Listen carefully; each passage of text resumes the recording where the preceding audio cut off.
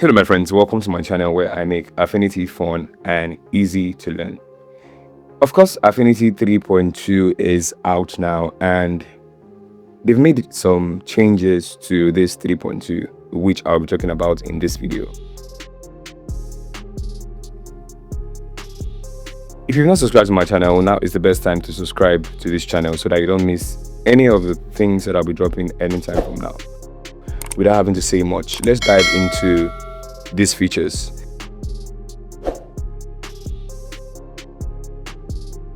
Now the first feature that you have here is the vector blob brush. Now the vector blob brush is used to draw field curves directly. This is what Affinity said, directly without having to draw an outline. Now so I'll just switch over to Artboard 2 so that we can demonstrate what the blob brush actually does. Now the blob brush can be found under the pencil tool.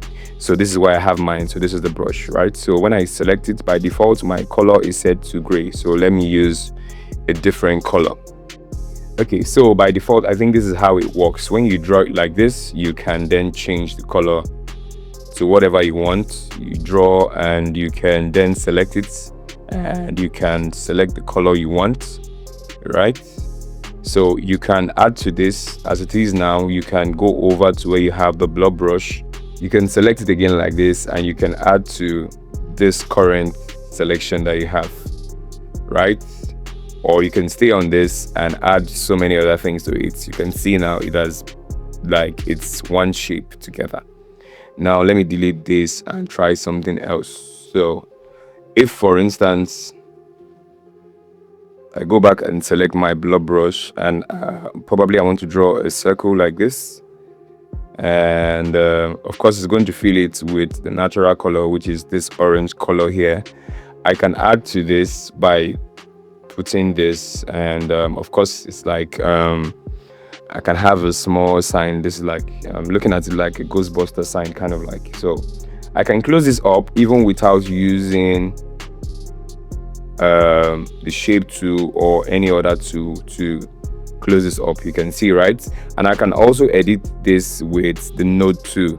So I can click any of my node and I can actually shift this. I can adjust this to my taste, how exactly I want this to be.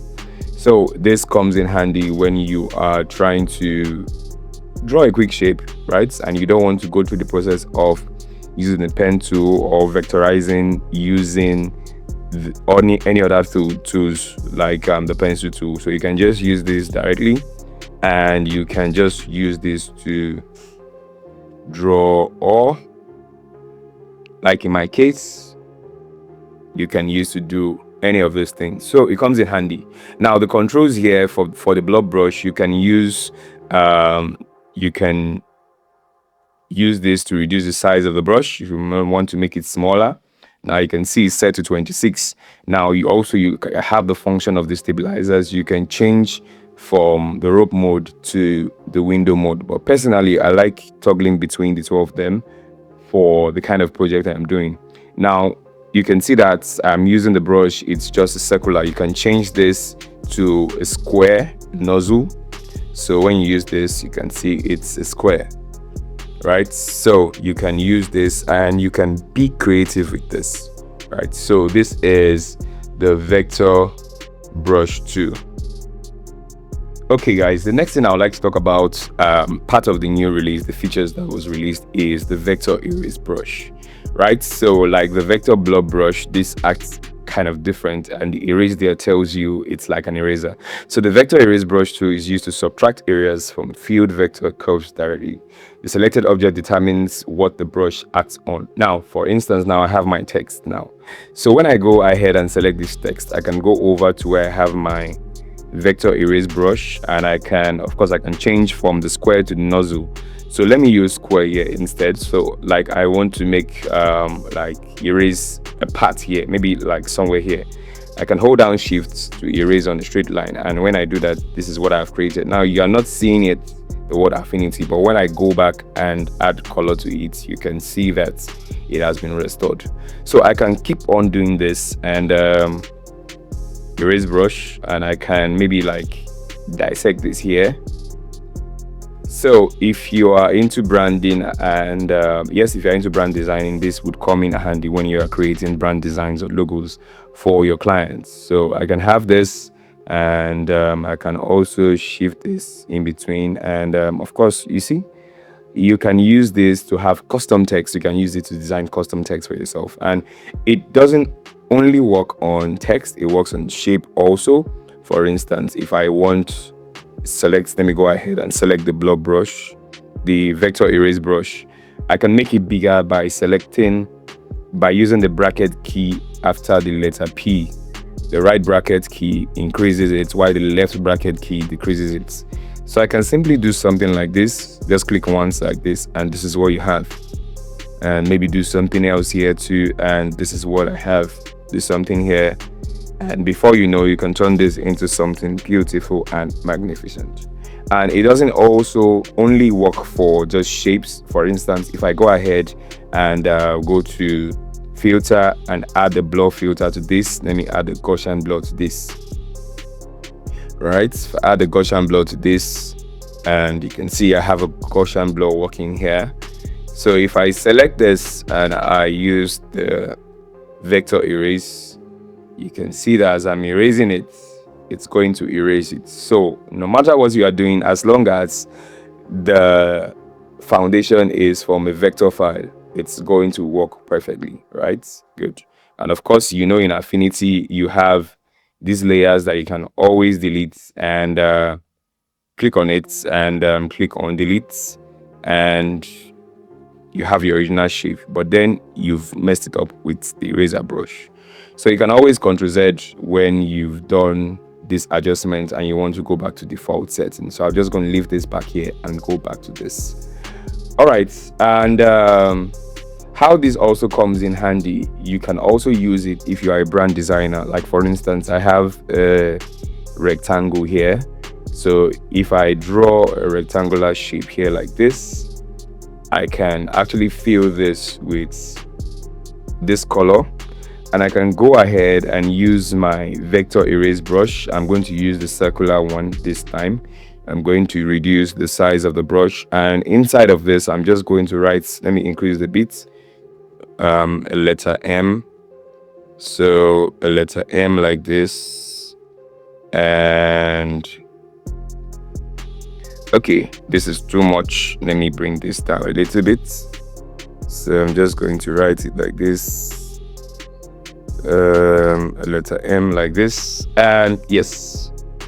So you can use this for brand design. You can see this is Medex, and you can go on and on to adjust this with your shape tool, with your node tool. I mean, you can adjust this. I'm so used to CorelDraw and Illustrator, so you can use your node tool to adjust the nodes and till you get what you desire. So this vector erase brush is a big plus here. Now the next thing they've introduced is color text. Now color text by default, you don't find it everywhere. There are some websites that you can get the color text by default.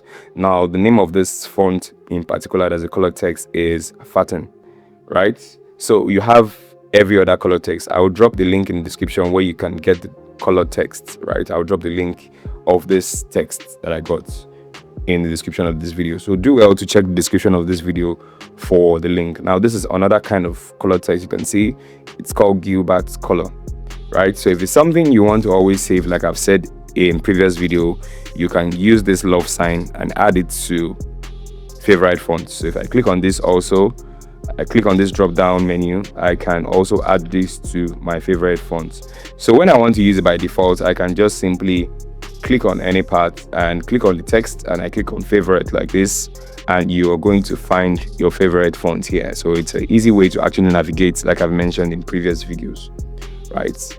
Now another thing they added to this is the bullet points. For example, if you are typing and you have bullet point by default, you can, when you type something, you can add a bullet here or remove it here, right? So if you want to change the bullet point maybe to something you want, maybe something fancier, you can go over to Windows, you can go over to text, and you can go over to paragraph. So by default, if you don't have it stacked here, I used to have it, I rearranged my studio. You can do that in your Affinity software.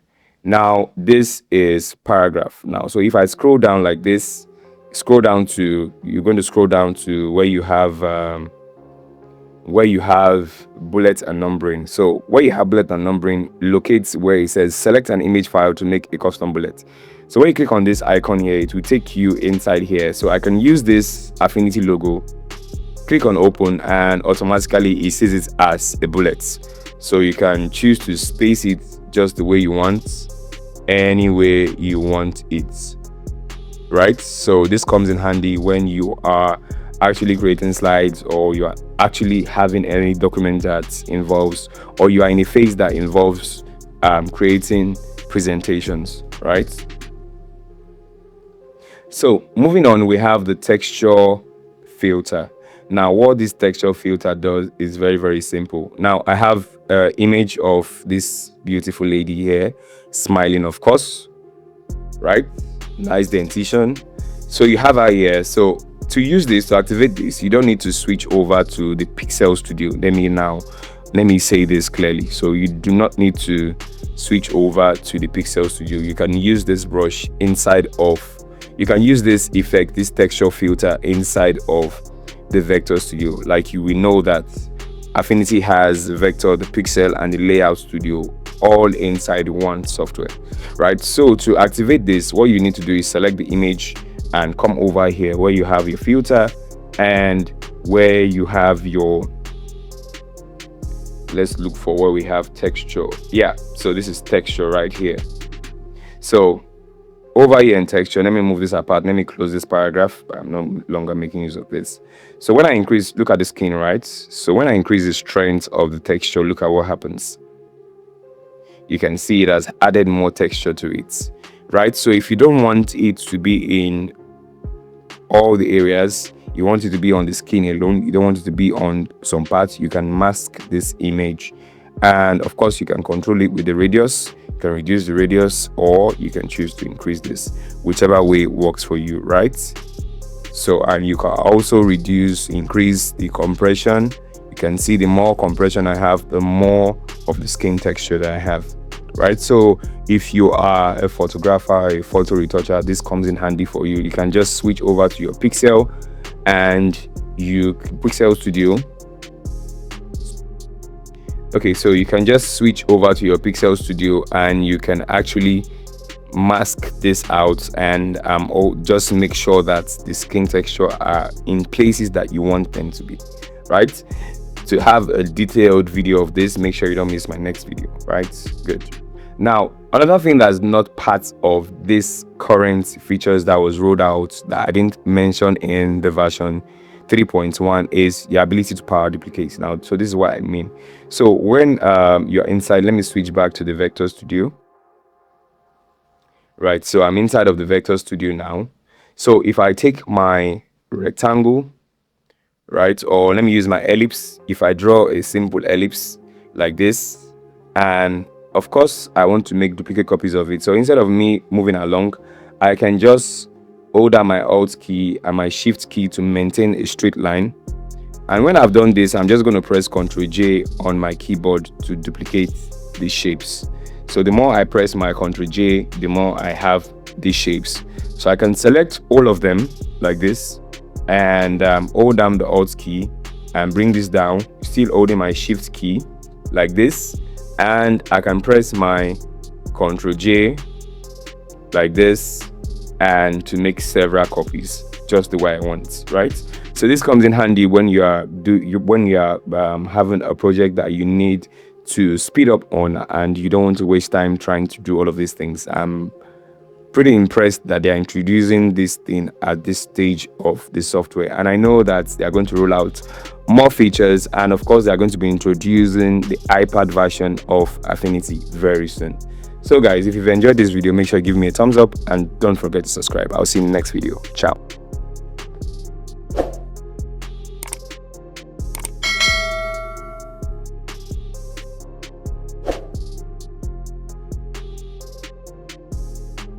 With over 1,000 premium fonts, over 100 high-quality PSD flyer templates, over 700 icons, Over 3,000 premium stock photos, 3,000 plus high-resolution backgrounds, 1,000 plus 3D and PNG assets, editable PSD templates, and lots more. If you're a creative designer, UI, UX, or web designer, the Smart Designer's graphics assets will make your life much more easier.